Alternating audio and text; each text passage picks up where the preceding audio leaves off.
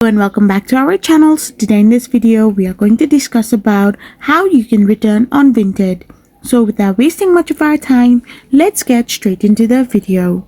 So first of all, you need to create a Vinted account and then shop on Vinted to get your products returned. So first of all, tap open your Vinted app, and once you're in the app, to initiate a return on Vinted, you must press I have an issue within the conversation with the seller within 2 days of your item being notified that it has been delivered. So once you have done this, you need to simply provide them the proof and explain the issue, why you want to return your item. It might be damaged or it might not be in the correct size and stuffs like that. And finally, press the button called send to the seller. So now this will be notified to the seller that you want to cancel your order and get your products returned to them, and you wish to get a refund for that particular product. As I don't have any orders, I cannot process it right now. However, these are the steps how you can return your order on Vinted.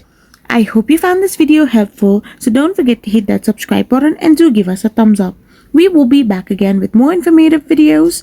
Thank you for watching.